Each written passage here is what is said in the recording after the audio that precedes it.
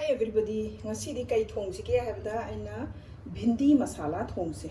Bhindi masala si aina belendri se ko.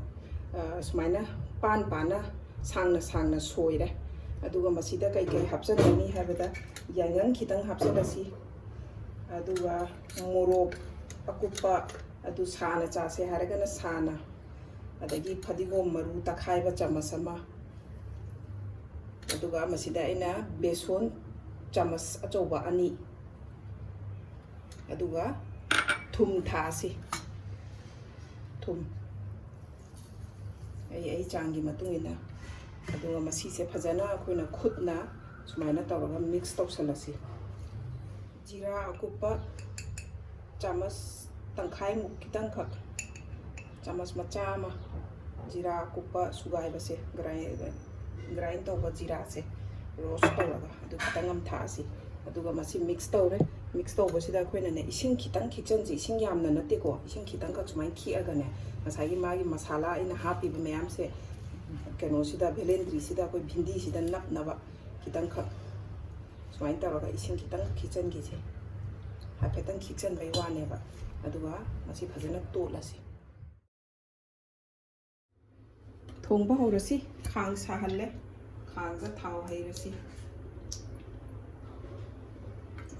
aduga ngasai aina bhindi duda belendri duda besan kari kara loina beson kari kara loina to labdu masala aduido sida thau se bajana sahalaga sida hapsalaga ngauba horasi thau sare thadarasi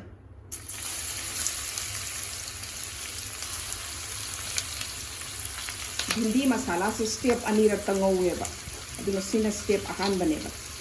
masai bhindi se belendri se hana khara khajana kiemba bhongau rasi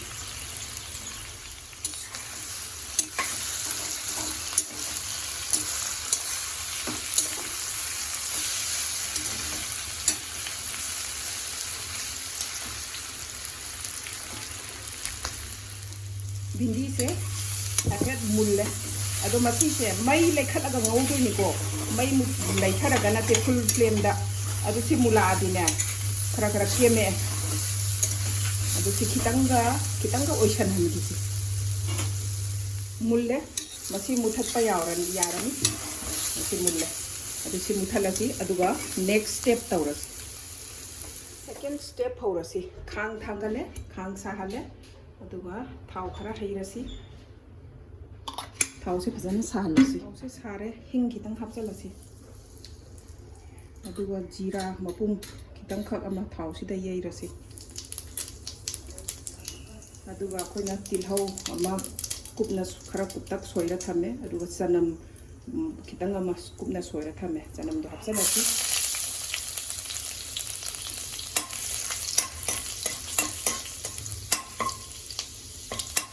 aduga tilhau se hapchalasi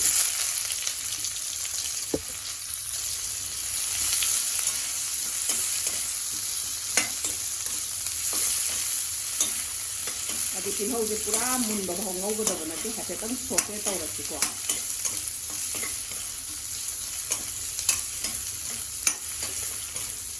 kitang khak tang sote tawrasi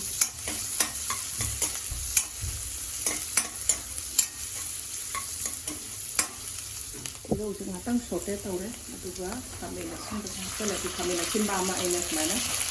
tang tiktak hoira na kamela aduga si hatang kamela sin ba ko tang ngawra kamela sin ba si pura pakha gai mun ba ba ngau dong na te ba te hatang ngawra aduga ngasai ge aina bhindi masala to ngawra ga sida leire so ga ko aduga si hapela si pura si hapela ga minute ani mo ngawra si aduga sai aina khaki da thum do kitang wa taw male kamela sin ba tu tilhau du haptalam lina adu thum kitang ma tha si kitang ma ai thum du ai chan gi matung ni ma tha si aduga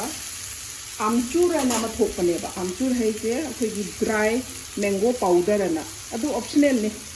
ꯈꯥꯃꯦꯟ ꯑꯁꯤꯟꯕꯁꯨ ꯊꯥꯛꯑꯕꯅꯤꯅ ꯊꯥꯛꯑꯁꯨ ꯊꯥꯛꯇ꯭ꯔꯁꯨ ꯌꯥꯏ ꯑꯗꯣ ꯑꯩꯗꯤ ꯈꯤꯇꯪ ꯁꯤꯟꯇꯛ ꯇꯧꯕꯁꯦ ꯄꯥꯝꯃꯦꯕ ꯑꯗꯨꯏꯗꯨꯅ ꯑꯝꯆꯨꯔ ꯄꯥꯎꯗꯔꯗꯣ ꯁꯨꯃꯥꯏꯅ ꯆꯥꯃꯁ ꯃꯆꯥ ꯑꯃ ꯊꯥꯛꯑꯒ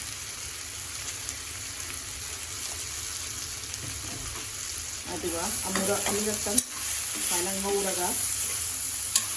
ꯃꯩꯁꯦ ꯂꯩꯈꯠꯂꯒ ꯑꯗꯨꯝ ꯉꯧꯔꯤꯅꯤꯀꯣ ꯕꯦꯂꯦꯟꯗ꯭ꯔꯤ ꯊꯣꯡꯕꯗꯗꯤꯅꯦ ꯕꯔꯥꯕꯔ ꯃꯩꯁꯦ ꯂꯩꯈꯠꯂꯒ ꯊꯣꯡꯕꯤꯌꯨ ꯐꯨꯜꯗ ꯅꯠꯇ꯭ꯔꯗꯤ ꯕꯦꯂꯦꯟꯗ꯭ꯔꯤꯅꯤꯅꯅꯦ ꯆꯅꯞ ꯆꯅꯞ ꯂꯥꯎꯔꯛꯀꯅꯦꯕ ꯑꯗꯨ ꯁꯤ ꯉꯥꯛꯇꯪ ꯑꯃꯨꯔꯛ ꯑꯅꯤꯔꯛ ꯑꯣꯠꯈꯤꯁꯤ ꯁꯤ ꯂꯣꯏꯔꯦ ꯈꯥꯃꯦꯟ ꯑꯁꯤꯟꯕꯁꯤꯁꯨ ꯄꯨꯔꯥ ꯄꯠꯈꯩ ꯀꯩꯅꯣ ꯇꯧꯕ ꯅꯠꯇꯦ ꯃꯨꯟꯕ ꯅꯠꯇꯦ ꯇꯤꯜꯍꯧꯁꯤꯁꯨ ꯑꯗꯨ ꯁꯤ ꯃꯤꯅꯤꯠ ꯑꯅꯤꯃꯨꯛꯇꯪ ꯍꯥꯏꯐꯦꯠꯇꯪ ꯉꯧꯔꯦ ꯑꯗꯨ ꯁꯤ ꯂꯣꯏꯁꯤꯜꯂꯁꯤ ꯌꯥꯔꯦ ꯐꯗꯤꯒꯣꯝ ꯊꯥꯛꯆꯜꯂꯁꯤ ꯑꯗꯨꯒ ꯃꯨꯊꯠꯂꯁꯤ ꯂꯣꯏꯔꯦ ꯃꯨꯊꯠꯂꯁꯤ ꯂꯣꯏꯔꯦ ꯑꯗꯨꯒ ꯁꯔꯚ ꯇꯧꯔꯁꯤ ꯑꯩꯈꯣꯏ ꯚꯤꯟꯗꯤ ꯃꯁꯥꯂꯥ ꯁꯦꯝꯕ ꯂꯣꯏꯔꯦ ꯑꯗꯨ ꯃꯌꯥꯝ ꯁꯤꯒꯤ ꯔꯦꯁꯤꯄꯤꯁꯤ ꯌꯥꯝ ꯂꯥꯏꯕꯅꯦ ꯑꯗꯨ ꯇ꯭ꯔꯥꯏ ꯇꯧꯕꯤꯌꯨ ꯍꯥꯎꯕ꯭ꯔꯥ ꯍꯥꯏꯅ ꯌꯦꯡꯕꯤꯌꯨ ꯑꯗꯣ ꯃꯌꯥꯝ ꯑꯩꯒꯤ ꯚꯤꯗꯤꯑꯣ ꯌꯦꯡꯕꯤꯕꯒꯤꯗꯃꯛꯇ thank you so much Okay, everybody, have a nice day. Bye-bye.